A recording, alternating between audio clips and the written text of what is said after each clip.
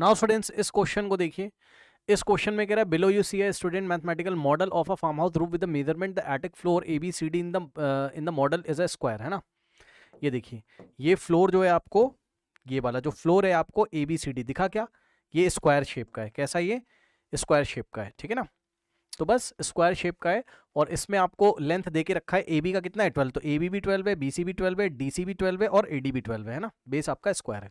उसके बाद अब देखो, इसमें आपको घबराना नहीं है इतना कुछ भी, है ना। ये 3D मॉडल बस दिखा दिया गया, कुछ नहीं। ये देखिए, स्पेस में एक पॉइंट ले लिया गया है यहाँ पे टॉप, ठीक है। और क्या किया गया है, इस टॉप पॉइंट से टी से एक, मतलब स्पेस में एक पॉइंट लिया गया है, टी को डी से ज्वाइन किया है, टी को ए से ज्वाइन किया है और टी को सी से ज्वाइन किया है, टी को बी से ज्वाइन किया है। तो आपको पता है क्या बन जाएगा, स्क्वायर पिरामिडल शेप।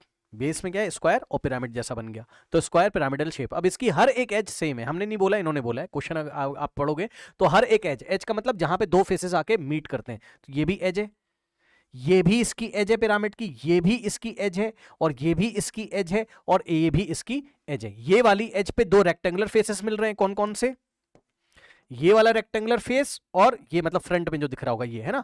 तो हर एक एज पे दो दो फेसेस आके मीट कर रहे होंगे, ठीक है। चलो, अब आपको इतना परेशान नहीं होना है। देखो, इन्होंने बस कुछ कहानियां देके यहां पे रखी होंगी, आइए हम पढ़ लेते हैं जल्दी से। देखिए, ये स्क्वायर बेस हो गया आपका ऐसा, ठीक। टी को ए से ज्वाइन किया, ये भी 12 है। टी को डी से ज्वाइन किया, ये भी 12 है। टी को बी से ज्वाइन किया, ये भी 12 है और टी को सी से ज्वाइन किया, ये भी 12 है, क्योंकि हर एक एच कितनी है, 12 है। ऐसा क्वेश्चन में बोला होगा, आप पढ़ लेना, पढ़ो जरा ध्यान से। कह रहा था beams that the support the roof of the edges of the rectangular prism is E F G H L K M, ठीक है। The beams that support the roof are the edges of the rectangular prism, ठीक है। मतलब समझो, जो इन्होंने beams खड़ी करी हैं, कुछ पिलर्स होंगे, ऐसे समझ लो आप। ये देखो, ये देखिए, ये, ठीक। फिर ये ऐसे, ये अरे बीम्स का मतलब सपोर्ट देने के लिए रॉड लगाई होंगी, ये ऐसे, ठीक है। ये ऐसे, ठीक है। तो ये एक तरीके का क्या बन गया, रेक्टेंगुलर प्रिज्म। अब रेक्टेंगुलर प्रिज्म क्या होता है बताओ, रेक्टेंगुलर प्रिज्म क्या होता है कि बेस उसका रेक्टेंगल होगा। रेक्टेंगुलर प्रिज्म का मतलब बेस रेक्टेंगल होगा, बस। ये देखिए कुछ इस तरीके से, अरे क्यूबॉइड शेप का आप समझ लो ऐसे। तो आपको इससे घबराना नहीं, क्वेश्चन में कुछ भी नहीं है। ये कुछ इस तरीके से, कुछ ऐसा, ये आपका रेक्टेंगुलर प्रिज्म कहां दिखाई पड़ रहा है इसमें, ये देखो, ये कुछ ऐसा, है ना। तो इस प्रिज्म को, ये जो अब आपको दिखाई पड़ रहा है, इसी का नाम उसने रख दिया ई एफ जी एच के एल एम। इतना बड़ा सा नाम दे दिया आपको कंफ्यूज करने के लिए, ई एफ जी एच, है ना, के एल एम एन, है ना। उससे मतलब नहीं आपको, आप सवाल पढ़ो। आपको कह रहा है ई इज द मिडल ऑफ 80। ई किसका मिड पॉइंट है, ये बात तो बेवजह दी हुई है। ये जो आपको इसकी इंफॉर्मेशन दी बेवजह है। आप चुपचाप भाई मिड पॉइंट थ्योरम लगेगी, कुछ नहीं करना है सवाल में, पढ़ो। ई इज द मिडल ऑफ 80। ये देखिए, ई क्या है, ई क्या है, 80 का मिडिल पॉइंट दिखा क्या, जल्दी से बताओ। ई क्या है, 80 का मिडिल पॉइंट है, ठीक है। उसके बाद F is the middle of BT. F, ये रहा एफ और ये रहा बीटी। तो बीटी वाला जो एज है, इसका मिड पॉइंट क्या है, एफ है। ये जो बीटी है, इसका मिड पॉइंट क्या है, एफ है, ठीक है ना। अब आगे बढ़ते हैं। G is the middle point of C T, कहां गया, जी सी टी का मिड पॉइंट है, ठीक है।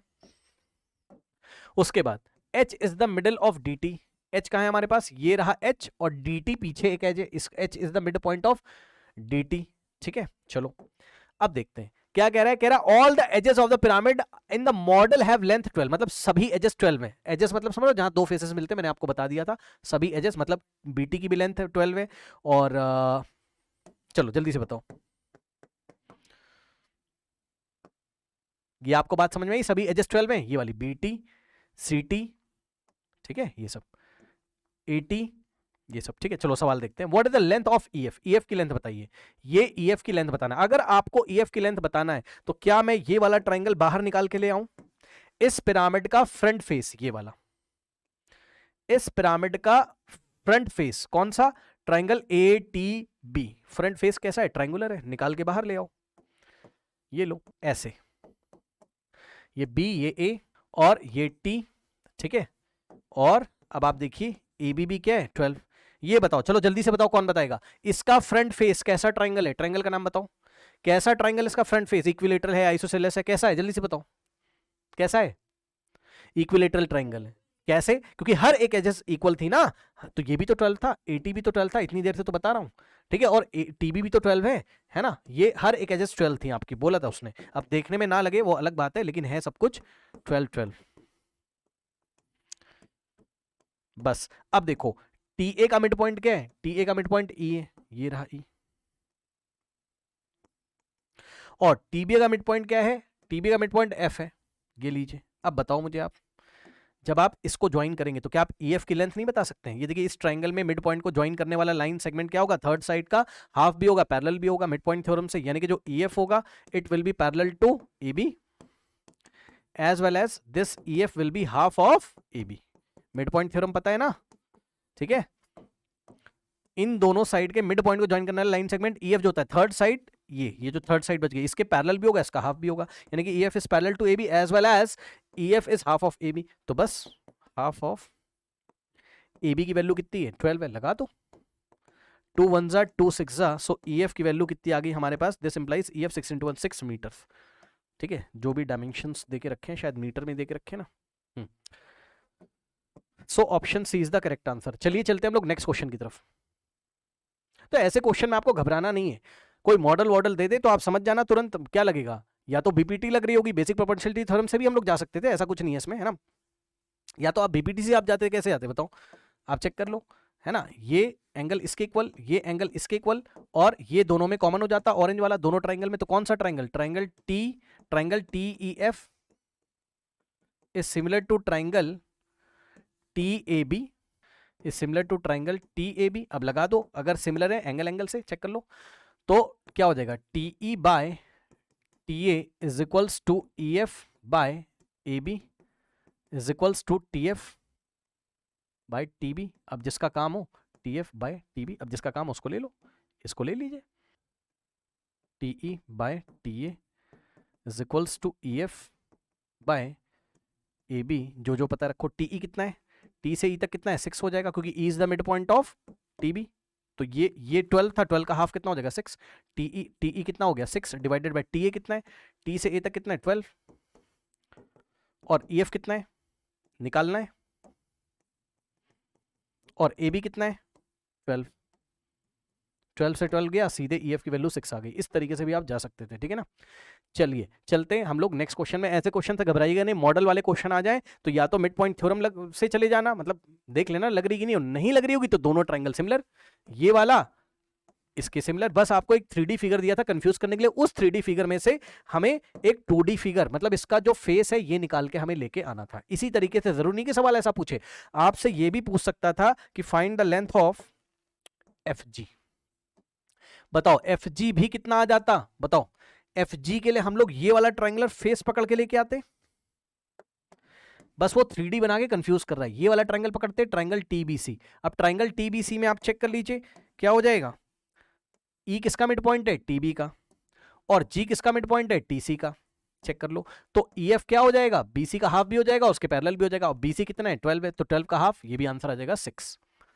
ठीक है। इसी तरीके से आपसे बोलता फिगर में एच जी निकालो, तो एच जी निकालने के लिए हम क्या करते? चलो अब मैं इसको रब कर देता हूं थोड़ा सा, अब मैं आपको बता रहा हूं और क्या क्या पूछ सकता था हमसे। फाइंड द लेंथ ऑफ, हमसे ये भी पूछ सकता था एच जी, तो हम कौन सा फेस पकड़ते? हम इस पिरामिडल का पीछे वाला फेस पकड़ते, ये वाला टी डी सी, ये वाला ट्राइंगल पकड़ते। और इस ट्राइंगल में आप देख लीजिए, उन्होंने हमसे बोला है कि H is the mid point of T D and G is the mid point of T C. तो इस ट्राइंगुलर फेस में अगर आप देखोगे तो एच जी कैसे निकलता? हाफ ऑफ डी सी, और डी सी कितना है? 12 है, क्योंकि हर एक एच क्या है? 12 है। तो एच जी भी कितना जाता? 12 का हाफ, डीसी का हाफ, मिड पॉइंट थ्योरम। कुछ भी वो आपसे पूछ सकता है ना, कुछ भी वो आपसे पूछ सकता है। इसी तरीके से मान लीजिए वो आपसे कंफ्यूज करने के लिए एग्जाम में आपसे EH का लेंथ पूछ लेता, ये वाला EH, तब हम कौन सा ट्रायंगुलर फेस लेते? ये लेफ्ट वाला, है ना। इस पिरामिडल का लेफ्ट वाला जो स्क्वायर पिरामिडल है, ये देखिए ये वाला फेस हम लेते, ये वाला AD और T, ये वाला फेस हम लेते हैं, ठीक है ना। मतलब जो लेफ्ट में आ रहा होगा ये वाला फेस लेते। तो आपका जो EH है, देखो E किसका मिड पॉइंट हो जाता? TA का। और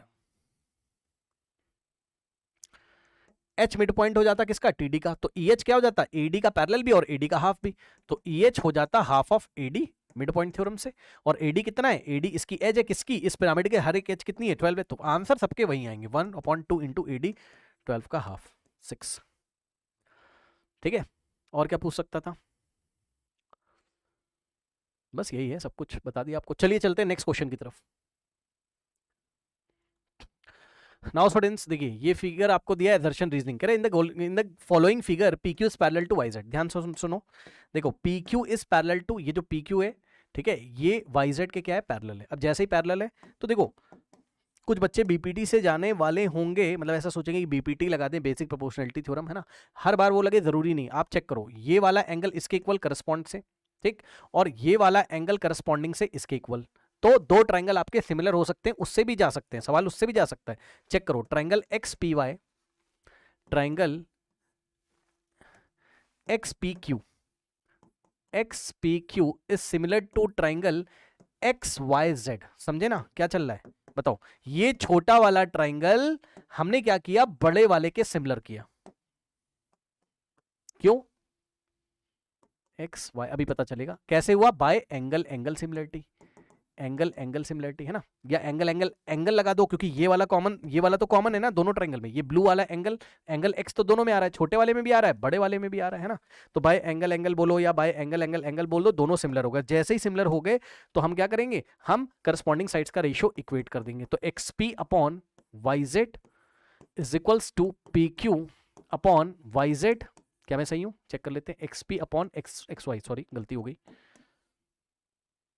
करस्पॉन्डिंग साइड्स का ratio equate, X P upon X Y is equals to P Q upon Y Z is equals to X Q upon X Z. अब सवाल पढ़ लीजिए, क्या कह रहा है, कह रहा है कि P divides X Y in the ratio 3:4। मतलब समझो, ये देखिए, मतलब ये जो एक्स वाई की लेंथ है इसको P इंटरनली डिवाइड कर रहा है ना। आपने इंटरनली डिवाइड करने का मतलब कहां, कोऑर्डिनेट ज्योमेट्री में पढ़ा होगा। इसका मतलब क्या दिया हुआ है, पढ़ो पढ़ो पढ़ो पढ़ो। कह रहा है P divides X Y in the ratio 3:4, मतलब ये P है, इस एक्स वाई को कितने रेशियो में डिवाइड करता है, 3:4, यानी कि X P is to P Y दिया हुआ है। क्या दिया है, X P is to P Y आपको दिया हुआ है कितना, 3:4।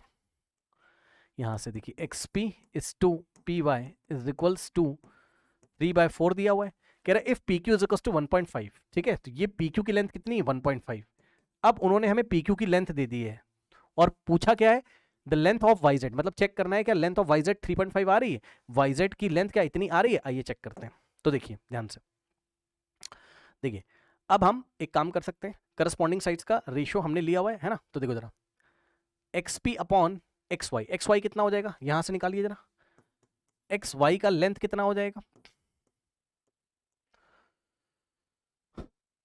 एक काम कर लेते हैं, हम लोग लेट कर लेते हैं, एक्सपी को कितना अज्यूम कर लें, एक्सपी को हम लोग अज्यूम कर लेते हैं 3x, ठीक है, और पी वाई को हम लोग अज्यूम कर लेते हैं कितना, पी वाई को हम लोग अज्यूम कर लेते हैं कितना, 4 बाई रेशियो में ना, तो इसको 4x अज्यूम कर लो।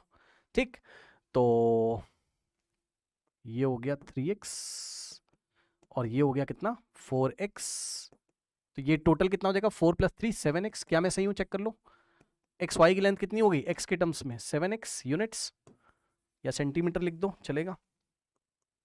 ठीक है, डायरेक्ट मत कर देना, एक्स माने बिना मत, आप कुछ बच्चे बोलेंगे 3 + 4 7 हो गया है, नहीं, रेशियो में दिया हुआ है, रेशियो में दिया हुआ है, इसलिए एक्स मान के करेंगे, ठीक है ना। ओके नाउ, अब बस लगा दो, आप क्या दिक्कत है, लगा दीजिए। क्या निकालना है हमें, हमें वाई जेड निकाल के चेक करना है। वाई जेड कहाँ है, वाई जेड यहाँ रहा, ठीक, तो हमें पी क्यू की हेल्प लेनी पड़ेगी और एक्स पी एक्स वाई ये रिलेशन से निकालिए। चलिए, X P is to X Y is equals to P Q is to Y Z, ये वाई जेड लिखा हुआ है, Y Z, P Q is to Y Z, value लगाइए। X P कितना है आपका, 3x सेंटीमीटर है ना, तो एक्स पी की जगह लिखा हमने 3x divided by x Y की जगह क्या लिखोगे, 7x, ठीक है, वापस x x कैंसिल हो जाएगा तो कर देंगे। पी क्यू कितना है भाई, पी क्यू 1.5 सेंटीमीटर है, यूनिट के साथ जाएंगे, पी क्यू कितना है 1.5 सेंटीमीटर, ठीक है, डिवाइडेड बाय वाई जेड कितना है हमारे पास, वाई जेड कितना है, वाई जेड निकालना है। अब देखिए स्टूडेंट्स, ये देखिए एक्स एक्स कैंसिल हो गया और वाई जेड क्या आ जाएगा आपका, अब मैं डायरेक्ट सॉल्व कर रहा हूं, तो वाई जेड इधर जाएगा, तो वाई जेड इंटू में 3 क्रॉस मल्टीप्लीकेशन किया ना, Y Z into 3 is equal to 7 into 1.5, 7 into 1.5 और 1.5 के साथ क्या था सेंटीमीटर, तो आंसर सेंटीमीटर में आएगा। चेक कर लेते हैं, यहां से Y Z is equals to 3 जाके उधर डिवाइड लगाएगा, डिवाइडेड बाय 3, तो यहां से सॉल्व करेंगे तो आ जाएगा 3 वन जा और ये आ जाएगा 0.5, 7 5 35, 3.5, ठीक है, सॉरी 3.5 कह रहा हूँ, सॉरी 7 5 35 और यस 35, पीछे से 1 डिजिट छोड़ के डेसिमल 3.5 आ रहा है, ये क्या है वाई जेड है ना। तो एजर्शन तो सही है, एजर्शन तो से करेक्ट है ना, एजर्शन ट्रू है। अब हम ये चेक करते हैं एजर्शन ट्रू है, आइए रीजन चेक करते हैं। रीजन में क्या दे रहा है, कह रहा था ratio of X Q is to X Z.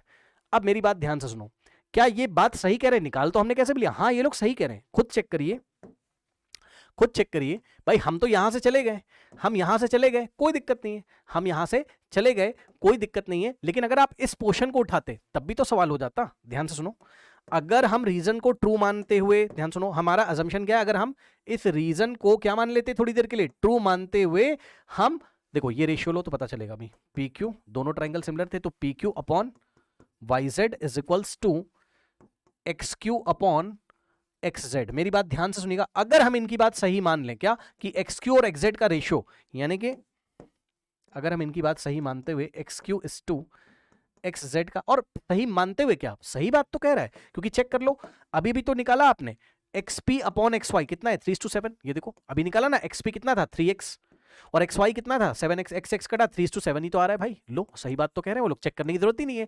X Q is to X Z कितना आ रहा है 3:7, यही तो कह रहे हैं, X Q is to X Z 3:7, सही तो कह रहे हैं वो लोग, है ना 3:7। या आप ऐसे कर सकते थे जैसे मैं यहां पे कर रहा हूं, क्या रीजन को ट्रू मानते हुए आप क्या करें, एजर्शन को निकाल के देखिए कि रीजन जो दिया उसकी वजह से एजर्शन आ रहा है कि नहीं आ रहा है। तो चेक कर लो, अगर हम x Q upon X Z को हम लोग 3:7 मान के चल लेते, ठीक है, तो P Q upon P Z is equals to 3/7 हो जाता, और पी क्यू की वैल्यू हम लोग कितनी रखते 1.5, चेक कर लो पी क्यू की वैल्यू हम लोग कितनी रखते 1.5 upon Y Z is equals to 3/7 ये, और यहां से अगर आप सॉल्व करते तो उतना ही तो आता, यहां से सॉल्व करते अगर हम लोग तो वाई जेड हमारे पास 3.7, यानी कि रीजन भी ट्रू दे के रखा है, चाहे वहां से चले जाओ चेक कर लो, चाहे यहां से रीजन को ट्रू मानते हुए एजर्शन की वैल्यू निकाल के देखो वाई जेड की, तो आपको पता चल जाएगा, यानी कि reason is true, assertion is true and reason is the correct explanation of assertion. क्यों, क्योंकि रीजन को जब तुमने ट्रू माना तो एजर्शन आ रहा है, बात समझ में आई।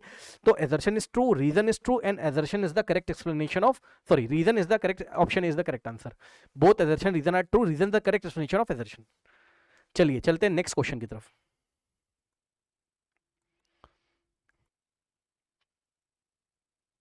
नाउ स्टूडेंट्स इस क्वेश्चन को देखिए, कह रहा है in the given figure triangle ABC if X and Y are the points on AB, AB पे पॉइंट एक्स है और एसी पे पॉइंट वाई है, ठीक है, such that X upon X B का जो रेशियो है, ध्यान से सुनिए, पहली बात तो ये इन्होंने, आप समझो ध्यान से, ये इन्होंने ना लेंथ गलत दे के रखा है, लेंथ थोड़ी ना ये, लेंथ थोड़ी ना, ये तो रेशियो है ना, ठीक है, लेंथ थोड़ी ना, ये तो रेशियो है ना, मतलब आपको एक्स और एक्स बी का रेशियो, ऐसा थोड़ा कि एक्स की लेंथ 3 हो जाएगी, हमें क्या पता 3 है या 3x से कितनी है ना, तो ए एक्स हमें कितना दिया हुआ है, सॉरी ए एक्स अपॉन एक्स बी कितना दिया हुआ है 3:4 का रेशियो है, करेक्ट, और ए वाई कितना है 5 सेंटीमीटर है, मतलब कुछ नहीं दिया है तो आप यूनिट्स मान लीजिए, 5 यूनिट्स लिख लो, सही से प्रिंट नहीं है, 5 सेंटीमीटर मान लेते हैं, और वाई सी कितना है 9 यूनिट्स है, यूनिट्स में हम लोग सेंटीमीटर मान लेते हैं ऐसे, ठीक है ना, ये करेक्ट। नाउ अब उसने बोला then X Y is not parallel to BC, सही बात है, हमें क्या पता है बताओ, हमें पता है, देखो अगर एक्स वाई किसके पैरेलल होता बीसी के, एजर्शन सॉल्व कर रहा हूं अभी, if X Y is parallel to BC, अगर ऐसा होता तो बीपीटी से हमारे पास क्या होता, A X upon X B is equal to A Y upon Y C आना चाहिए था, A X upon X B is equals to A Y upon Y C आना चाहिए था, लेकिन नहीं आ रहा है, चेक कर लो क्यों, क्योंकि दिस इज नॉट इक्वल्स, क्योंकि A X upon X B का रेशियो कितना है 3:4, ठीक, which is not equals to A Y upon Y C, क्योंकि ए वाई का लेंथ देके रखा है कितना 5 सेंटीमीटर और वाई सी का लेंथ कितना देके रखा है 9 सेंटीमीटर, समझे ना, तो ये दोनों इक्वल नहीं है, इसका मतलब X Y is not parallel to BC, समझे ना, अगर ये रेशियो इक्वल होता है A X upon X B is equal to A Y upon Y C, तब तो वो बीपीटी वाले कॉन्सेप्ट को फुलफिल कर रहा होता है ना, तो अभी ऐसा नहीं हो रहा है, ये हमारे पास रेशियो नहीं इक्वल है, X upon X B is not equals to A Y upon Y C. इसका मतलब हम लोग सीधे बोल सकते हैं X Y is not parallel to B C. ये बात सही दी है, x Y is not parallel to B C, यानी कि एजर्शन ट्रू। एजर्शन क्या है? ट्रू है। अब रीजन में आ जाओ। रीजन के लिए आपको एक नया डायग्राम बनाना पड़ेगा। रीजन के लिए आपको एक नया डायग्राम बनाना पड़ेगा, क्योंकि कुछ न्यू इन्फॉर्मेशन हमें दे रहा है। तो चलो यहां कहीं बना लें क्या हम लोग? देखो कुछ इस तरीके से, देखिए ए, ठीक है, फिर यहाँ पे हमारे पास बी और यहाँ हमारे पास सी। सुनो, कह रहा है if X Y is parallel to B C. ठीक है, देख लेते हैं। उन्होंने इस बार बोल दिया कि भैया ठीक है, ये जो एक्स वाई है, हम इनकी बात मान के चल रहे हैं, देखते हैं ट्रू है कि नहीं है। X Y is parallel to B C आपको दिया है, ये एक्स वाई बी सी के पैरेलल है। अगर पैरेलल है तो बीपीटी हम लोग लगा सकते हैं, ठीक है ना। कह रहा है ए वाई कितना है? 15 है। ए वाई कितना है? 15 सेंटीमीटर है। ठीक है, ले लिया, लेंथ दिया हुआ इस बार। और वाई सी 20 है। वाई सी कितना है? 20 है, करेक्ट। ओके, नाउ कह रहा है then the ratio of X Y and B C is 3:4। Then the ratio of X Y, ये एक्स वाई का रेशियो किसके साथ निकालना है? बी सी के साथ निकालना है। तो इसके लिए हम क्या करेंगे? दोनों ट्राइंगल को सिमिलर करेंगे। कौन कौन से ट्राइंगल? एक ये वाला और एक ये वाला। अब गिवन क्या है आपको? गिवन क्या है? क्या दिया हुआ है बताओ इस बार? इस बार दिया हुआ है x Y is parallel to B C. जैसे ही X Y parallel to B C आपको दिया है, तो ये येलो वाला एंगल इसके इक्वल करस्पॉन्डिंग से, और इसी तरीके से आप देखोगे तो ये पिंक वाला एंगल इसके करस्पॉन्डिंग से, because X Y is parallel to B C, तो करस्पॉन्डिंग एंगल से दोनों इक्वल हो गए। अब दो ट्राइंगल पकड़ लीजिए, कौन कौन सा? ये वाला ट्राइंगल ए एक्स वाई, ये वाई पॉइंट वाई है ना। Triangle A X Y is similar to triangle A B C. Reason क्या है? By angle. एंगल तो डायरेक्ट लिखते हैं, triangle A X Y is similar to triangle A B C. और कैसे हो गया? By angle. एंगल से, बाय एंगल। एंगल से, ठीक है ना। अब करस्पॉन्डिंग साइड्स का रेशियो इक्वेट कर दीजिए। ए X upon A B is equals to X Y upon B C is equals to A Y upon A C, है ना, ए वाई अपॉन ए सी। ठीक है, चलिए अब चेक कर लो। ये सारी चीजें मानते हुए, क्या क्या? X Y parallel to B C मानते हुए, ए वाई की लेंथ 15 मानते हुए, वाई सी की लेंथ 20 मानते हुए, ये चेक करिए कि एक्स वाई, और ये चेक करिए, ये चेक करिए कि एक्स वाई का रेशियो बी सी के साथ, पढ़ो ध्यान से, ratio of X Y and B C 3:4 आ रहा है कि नहीं, ये बात हमें चेक करनी है। ये बात हमें चेक करनी है। अगर आएगा ऐसा, तो इसका मतलब रीजन भी ट्रू है। अगर ऐसा आ गया तो रीजन भी ट्रू है ना। और ठीक है, देख लेते हैं पहले, देख लेते हैं पहले। अब इसमें आप किसको इक्वेट करोगे? हमें ए वाई की लेंथ पता है, वाई सी की, और X Y to B C निकालना है, यानी कि इतने पोर्शन को इक्वेट करके चलिए। तो हम लोग इसकी हेल्प से चलेंगे। किसकी? इससे हमें मतलब नहीं है ना। X Y upon B C is equals to A Y upon A C. अब वैल्यू रखो, रखो। एक्स वाई कितना है? अच्छा, निकालना है। चलो अब मैं वैल्यू रख रहा हूं, ध्यान लगाइएगा। ए वाई की लेंथ कितनी है? 15। और ए सी की लेंथ कितनी है? ए सी की लेंथ कितनी है? रुक जाओ, ए सी की लेंथ, अच्छा वाई सी की लेंथ दिया हुआ है। ठीक है, ठीक है, ठीक है। तो हाँ, ठीक है, ओके, ए वाई अपॉन, ठीक है। ए सी की लेंथ कितनी हो जाएगी बताओ? ए सी कितना हो जाएगा? 20 + 15 35। क्या मैं सही हूं? चेक कर लो। 35, करेक्ट। चेक कर लीजिए भाई। यहां पे देखो, triangle A X Y similar to triangle A B C. A X Y is similar to triangle A B C, बिल्कुल सही है। A X upon A B is equals to X Y upon B C is equals to A Y upon A C, बिल्कुल सही है। ठीक है, अब आप चेक कर लो। 5 3 और 5 7, करेक्ट, 3:7। तो x Y upon B C कितना आ रहा है? X Y upon B C कितना आ रहा है बताओ? 3:7 आ रहा है। और इन्होंने कितना दिया था? 3:4, यानी कि गलत दिया था इन्होंने। तो रीजन क्या हो गया? फॉल्स हो गया। भाई चेक कर लो, रीजन इज फॉल्स। तो assertion is true and reason is false, बस खत्म। ठीक है, चेक कर लीजिए। assertion is true and reason is false. Assertion is true and reason is false, correct? Now students, चलिए देखिए, सबसे पहले हम लोग चेक करते हैं एजर्शन को। ये फिगर आपको दिया हुआ है, एबीसी एक ट्राइंगल है, ये इस तरीके से एसी पे कोई पॉइंट डी दिया हुआ है सच दैट एडी की लेंथ 2x दी हुई है और डीसी की लेंथ x+3 दी हुई है। ई कोई पॉइंट है बीसी के ऊपर, ईसी की लेंथ x है और बी से ई तक की लेंथ 2x-1 है। ये फिगर है आपके पास और उन्होंने हमसे बोला such that D is parallel to, क्या हो गया, कुछ कह रहे हो क्या, D is parallel to A B हमें दिया हुआ है। तो हम एक काम कर सकते हैं, बीपीटी लगा सकते हैं।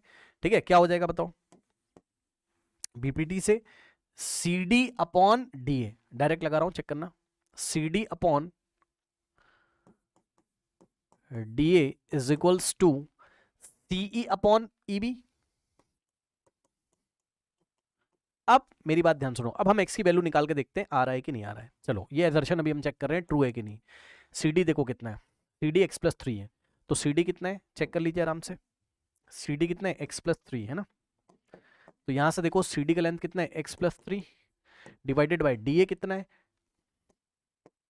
डी ए कितना है 2x है, तो डी ए कितना है, ये डी ए कितना है 2x है, इज इक्वल्स टू ई सी कितना है, ये देखिए ई सी x है ना, ई सी बोलो सीई बोलो जो बोलना बोल दो, x अपॉन, उसके बाद ई बी कितना है हमारे पास, ई बी ये ई से बी तक ये है 2x-1, कितना है ई बी कितना है 2x-1 है। चलो सॉल्व करते हैं, देखते हैं क्या होता है। यहाँ ब्रैकेट में बंद करो, क्रॉस मल्टीप्लिकेशन करो, तो यहाँ से हो जाएगा कितना हमारे पास x+3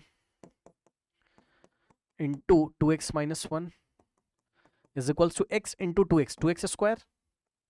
ठीक है, अब x इंटू 2x स्क्वायर और प्लस माइनस माइनस, तो x इंटू 1x, उसके बाद प्लस 3 टू द 6x, इसको तो सॉल्व कर लोगे ना, और plus 3 minus 1 minus 3 is equals to 2x square. अब सुनो, वैसे तो हम क्वाड्रेटिक में x स्क्वायर वाले टर्म्स को बचा के रखते हैं, बट यहाँ बचेगा ही नहीं, आप चेक कर लो क्यों, क्योंकि ये 2x स्क्वायर और 2x स्क्वायर कैंसिल हो जाएंगे, इसमें नहीं बचेगा, कुछ नहीं कर सकते हो आप इसमें। और नेक्स्ट स्टेप में क्या हो जाएगा हमारे पास, कट गया ना, क्या कर लोगे, 6x माइनस x 5x और माइनस 3 इज इक्वल्स टू 0, ये उधर जाएगा, तो x is equals to 5x is equals to 0 plus 3 और x की वैल्यू आ जाएगी 3/5। क्या यही दे के रखा हुआ था, यानी कि एजर्शन क्या है, ट्रू है, एजर्शन क्या है, ट्रू है ना, सही बात कह रहे हैं ये लोग, देख लेते हैं।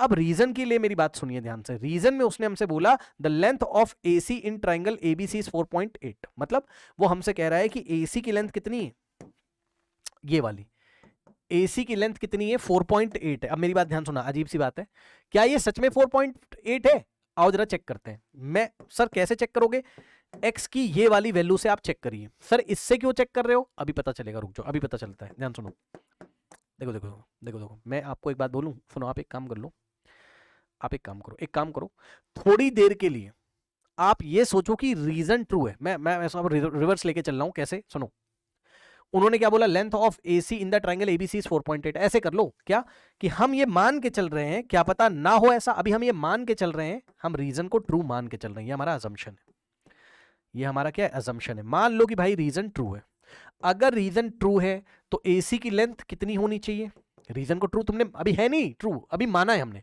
तो एसी की लेंथ कितनी होनी चाहिए 4.8, यानी कि एसी की लेंथ होनी चाहिए 4.8 यूनिट्स।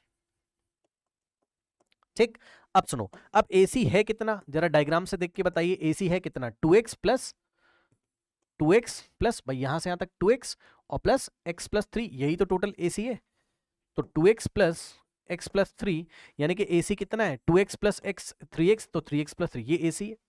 ठीक है, अब आप एक काम करें, AC की वैल्यू ये वाली रखिए 3x प्लस 3 और यहां से x निकाल के देखिए कि x 3/5 आ रहा है कि नहीं आ रहा। अगर आ रहा होगा तो इसका मतलब हाँ ये बात सही है कि AC की लेंथ 4.8 है और उससे x की वैल्यू ये आ रही है, यानी कि अगर हम AC को कितना मान ले 4.8, तो यहां से भी x की वैल्यू निकाली जा सकती है, यानी कि यहां से भी एजर्शन को एक्सप्लेन किया जा सकता है, ये मतलब है।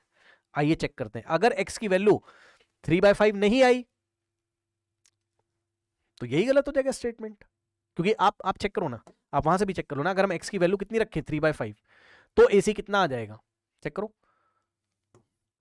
AC 2x plus x plus 3 3x plus 3 is equals to, मतलब अगर हम एजर्शन में जाके, अगर हम एजर्शन ट्रू था पक्का, ये तो पक्का हो गया, तो एजर्शन में अगर हम जाके AC की लेंथ निकाल लें, पहले दो तरीके से आ सकते हो, तो कितना आ जाएगा बताओ, 3 इंटू x की जगह क्या आ जाएगा बताओ, कितना था 3/5, प्लस 3, सॉल्व करिए।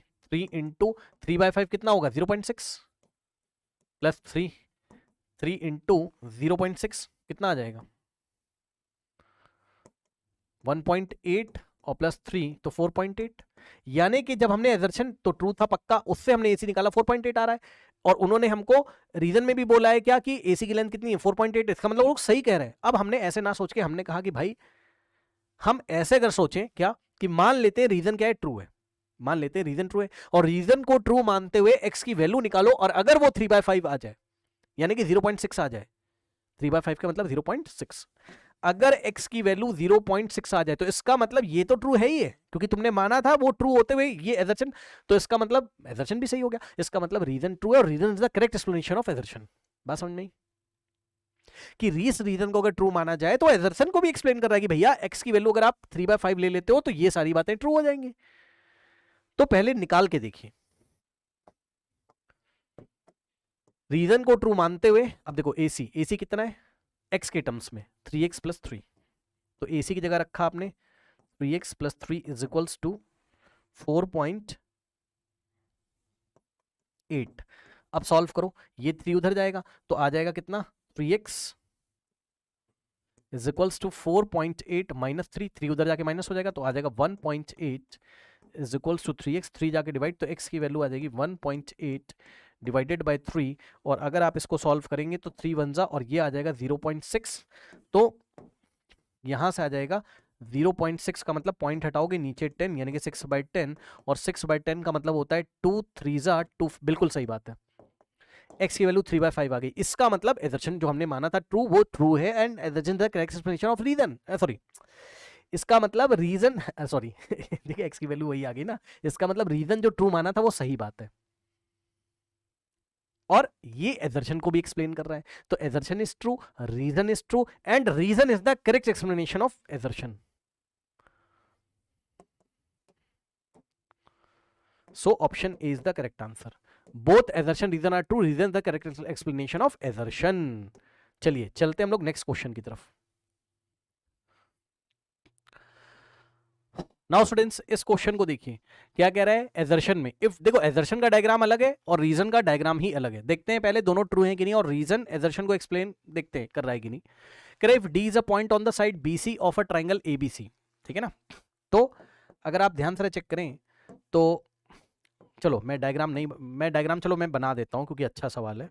ये देखो एक ट्राइंगल था एबीसी आपके पास कुछ ऐसा, ये मैं एजर्शन अभी चेक कर रहा हूं। ये एक ट्राइंगल था ABC,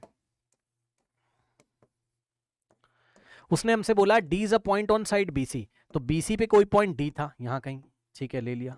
such that angle ADC is equal to BAC, मतलब अगर हम एडीसी को ज्वाइन करें, अगर हम एडी को ज्वाइन करें तो एक एंगल येलो कलर का आपको दिखाई पड़ रहा है ये वाला, ये जो येलो वाला एंगल है ADC, this is equals to, इन्होंने बोला ऐसा बीएसी के ले लो, तो बीएसी ये पूरा है, चेक कर लो। अब आप मुझे बताइए कौन कौन से ट्राइंगल सिमिलर हो गए एंगल से, चेक कर लो। एक तो ये वाला छोटा वाला ट्राइंगल एडीसी, और दूसरा ये बड़ा वाला, बस करस्पॉन्डेंसी चेक करके आपको नाम रखना पड़ेगा, क्योंकि छोटे वाले में, इस छोटे वाले में ये येलो वाला बड़े वाले के येलो वाले के इक्वल है, ऐसा क्वेश्चन में दिया है। मतलब अगर हम लोग करस्पॉन्डेंसी चेक करें तो ध्यान से चेक करो, यहां स्मॉलर वाला ट्राइंगल और यहां लार्जर वाला बड़ा वाला बिगर। तो देखो जरा स्मॉलर वाले ट्राइंगल में अगर आप देखो तो ये देखिए D इज करस्पॉन्ड टू बड़े वाले में ए के करस्पॉन्ड, पहले करस्पॉन्डेंसी चेक करेंगे, उसके बाद ये दोनों में कॉमन है भाई, छोटे वाले में भी आ रहा है सी एंगल और बड़े वाले में भी आ रहा है, मतलब पिंक वाला, तो छोटे वाले में सी पर है ये, और बड़े वाले में बिगर में भी ये सी पर है। अब जो बच गया तो छोटे वाले में क्या बच गया, छोटे वाले में ये बच गया, ये ऑरेंज वाला, तो बड़े वाले में क्या बच गया ये, यानी कि छोटे वाले का जो ए है वो बड़े वाले के बी के इक्वल ऑटोमेटिकली हो जाएगा। तो आप चेक कर लीजिए दोनों ट्राइंगल बाय एंगल बोलो या एंगल बोलो सिमिलर हो गए, ठीक है। तो देखो जरा ये एजर्शन वाला आपका चल रहा है जो भी चल रहा है, तो क्या आप बोल सकते हो कि triangle DCA is similar to triangle ACB, है ना, नाम लिखना आता है क्लास में सिखाया, triangle DCA is similar to triangle D correspondence check करके तब नाम लिखा जाता है ना।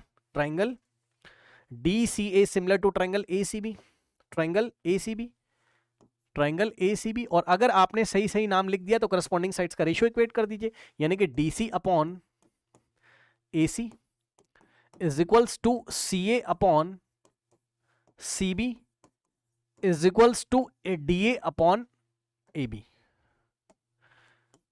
DA upon AB। अब इन्होंने हमें क्या बोला है, देखते हैं एक्सर्शन में क्या बोला है इन्होंने बोला है CA square is equals to CB into CD होता है। आइए चेक करते हैं। CA स्क्वायर, देखो CA बोलो या AC बोलो, लेंथ वाइज दोनों सेम है ना। मैंने क्या बोला आपसे कि CA बोलो या AC लेंथ वाइज सेम है ना। जब हम ट्राइंगल के नाम लिख रहे हैं तब तो हम करस्पॉन्डेंसी का ध्यान रखते हुए लिखेंगे, लेकिन CA और AC बात सेम है। अब आइए चेक करते हैं क्या CA का स्क्वायर कहीं से मिल रहा है। हाँ, अगर हम इन दोनों रेशियो को इक्वेट कर लें, चेक करो, DC upon AC is equals to CA upon CB। अब देखो जरा ये रिलेशन निकाला। अब अभी भी बताया कि AC की जगह तुम CA लिख सकते हो, लेंथ वाइज तो दोनों सेम होंगे, ठीक है। तो आप यहां पे ऐसे कर लो, DC अपॉन AC, AC को तुम CA लिख लो,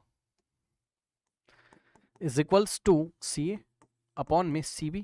अब क्रॉस मल्टीप्लीकेशन करना जरा, तो CA इंटू CA, ये देखो CA इंटू ये CA into CA is equals to DC into CB, ये हो जाएगा। अब चेक कर लो, CA इंटू CA का square is equals to DC into CB या CB इंटू DC, जो लिखना CB इंटू CD जो है वो DC के इक्वल है भाई, जो CD है लेंथ वाइज वही DC के इक्वल है। तो हम क्या करेंगे, CB को हमने ऐसे ही लिखा, CB इंटू, और DC को हमने क्या लिख लिया, CD लिख लिया। यही कह रहा था वो, CA का square is equal to CB into CD, यही था क्या, CB इंटू CD, बिल्कुल सही है ना। इसका मतलब एजर्शन इज ट्रू, इसका मतलब एजर्शन क्या हो गया आपका, ट्रू हो गया, सही कह रहा है भाई। अब आइए रीजन की तरफ चलते हैं। रीजन में डायग्राम ही चेंज हो गया, ध्यान से चेक कर लो, रीजन में डायग्राम ही चेंज हो गया। रीजन में कह रहा है in the given figure angle D is equal to angle, मैं बना देता हूं, ये देखिए, ये रीजन वाला पोर्शन अब सॉल्व कर रहे हैं, A B और C, ठीक है। और उसके बाद यहां पे D दिया हुआ है, ये ऐसे करके D दिया है, ये वाला पॉइंट E है। उसने बोला angle D is equal to, और निशान भी लगा के आपको दिया हुआ है, आपको निशान भी लगा के दिया है कि D C के इक्वल है, यानी कि आप समझ जाना ये येलो वाला इसके इक्वल है।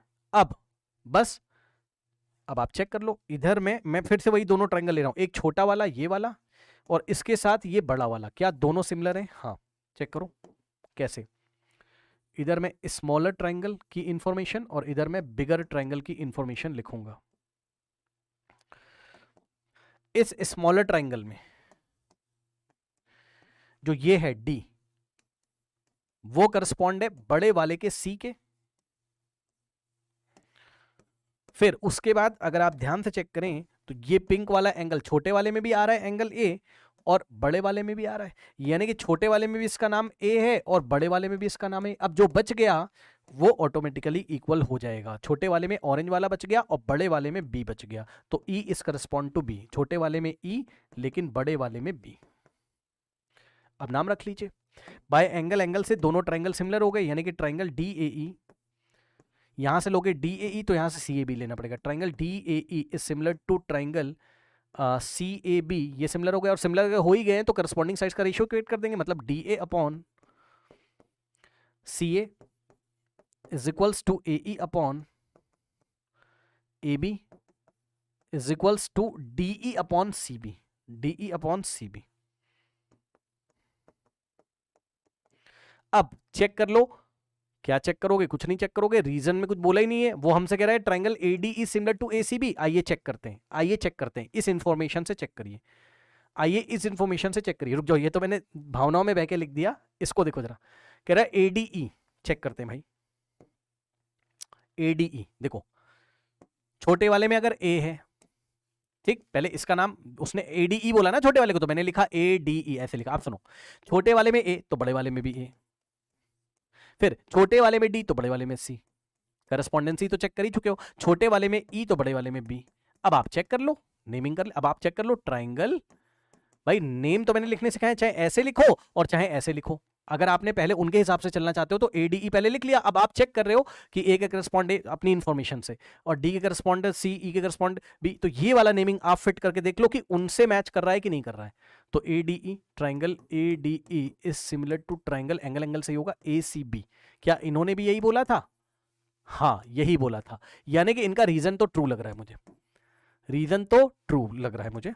अब रीजन क्या है? ट्रू है। रीजन क्या है? ट्रू। अब सुनो, एजर्शन ट्रू, रीजन ट्रू, लेकिन रीजन क्या एजर्शन को एक्सप्लेन करेगा? कभी भी नहीं। पूछो क्यों? ट्राइंगल ही अलग है भाई, ट्राइंगल ही अलग है। यहां पे ये वाला इसके साथ लिया गया था और यहां पर ये वाला इसके साथ लिया गया, तो जब ट्राइंगल ही अलग है तो यहां से आप ये रिजल्ट थोड़ा ना आ जाएगा CA square equals to CB, और CA कभी मिलेगा ही नहीं।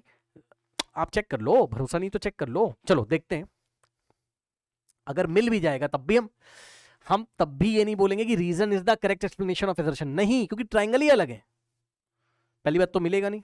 देख लेते हैं, CA यहां आ रहा है तो कहीं और CA नहीं आ रहा है, तो CA इंटू CA बात ही नहीं बन पाएगी। देखो CA नहीं आ रहा है क्रॉस मल्टीप्लीकेशन में, इसके साथ भी नहीं आ रहा है और इसके साथ भी नहीं आ रहा है ना, तो बस नहीं आ रहा है तो नहीं आ रहा है ना, तो बस assertion is true, reason is true, but reason is not the correct explanation of assertion. Check कर लीजिए, both assertion reason are true, reason is not the correct explanation of assertion। Okay, चलिए चलते हैं नेक्स्ट क्वेश्चन की तरफ।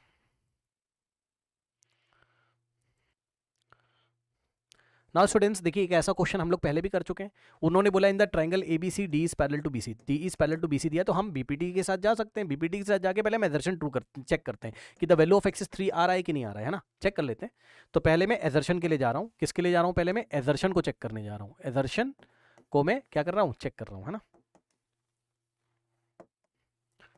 Assertion को check करिए, चलिए चेक करते हैं क्या हो जाएगा। BPT लगाओ, AD upon DB is equal to AE upon EC, क्योंकि DE BE के पैरेलल दिया हुआ है, तो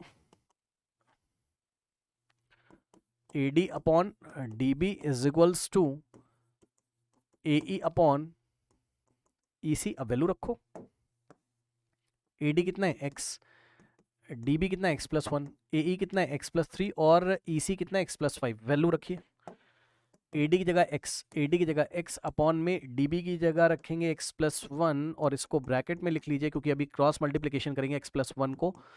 AE कितना है हमारे पास? x प्लस 3 है और EC कितना है हमारे पास? x प्लस 5 है।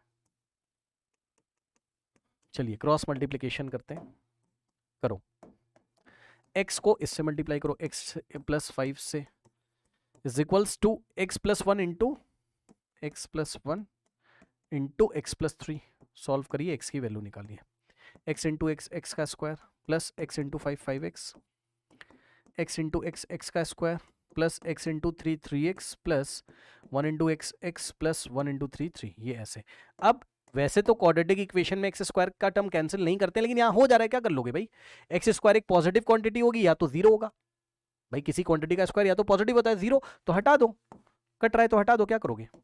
तो यहाँ से 5x is equals to 3x plus x 4x plus 3, यहाँ से 5x minus 4x, x is equals to 3, तो x की वैल्यू 3, यानी कि एजर्शन तो ट्रू है, एजर्शन तो ट्रू है। अब सुनो मेरी बात को ध्यान से, अब उन्होंने कहा कि लेंथ ऑफ AB 7 आ रही है, चेक कर लो लेंथ ऑफ AB, ये रहा AB, AB है कितना? चेक कर लो, AB है कितना? चेक कर लो, x plus x plus 1, AB x plus x plus 1, x में x प्लस 1 ऐड करोगे तो कितना देगा? 2x प्लस 1, और x की वैल्यू कितनी आई एजर्शन में?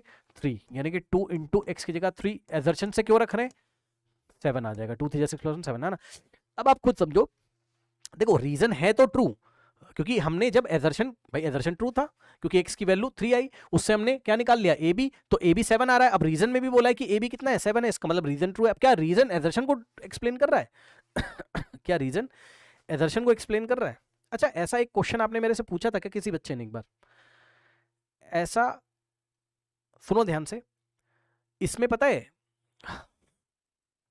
ऐसा एक क्वेश्चन आपने पूछा था ना मेरे से, चलिए इस पे थोड़ी चर्चा करते हैं। देखो सुनो भाई, बेटा इसको हम क्लास में डिस्कस करेंगे, रुक जाओ, है ना। इसको हम क्लास में, नेक्स्ट क्लास में हम ऐसे इन्हीं क्वेश्चंस को लाएंगे और इसका जो सही आंसर है वो डिस्कस करेंगे।